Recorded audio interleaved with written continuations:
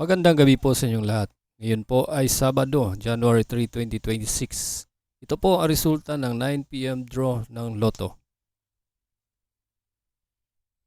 Kung bago ka pa lang sa aking channel, pwede kang mag-like, share, at subscribe para updated kayo sa mga PCSO lottery results araw-araw. At paki-comment na rin po kung saang lugar kayo nanonood para malaman po natin kung hanggang saang lugar nakakarating ang ating video. Okay, simulan na po natin. Para sa Lotto 642, here are the winning numbers. 41, 18, 32, 23, 10, and 39 in any order for the jackpot prize of 5,940,000 pesos.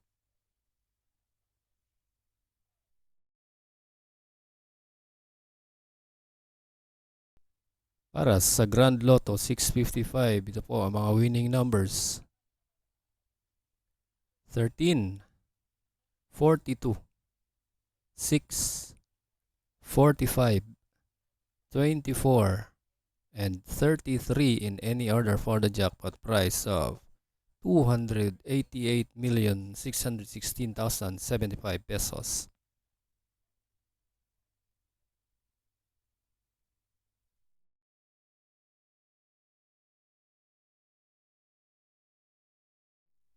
Para sa 6D Lotto ngayong 9 p.m. draw, ito po ang mga winning numbers.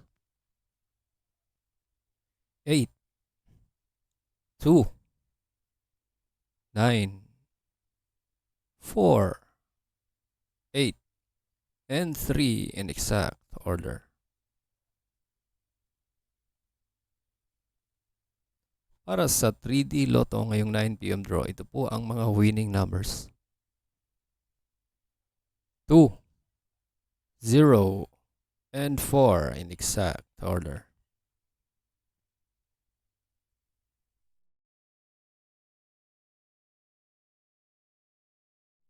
At para naman sa 2D Lotto ngayong 9 p.m. draw, ito po ang mga winning numbers. 17 and 31 in exact order.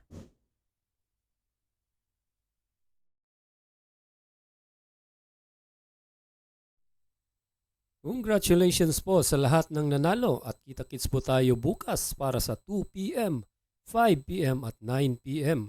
Maraming salamat po sa panunood. God bless us all.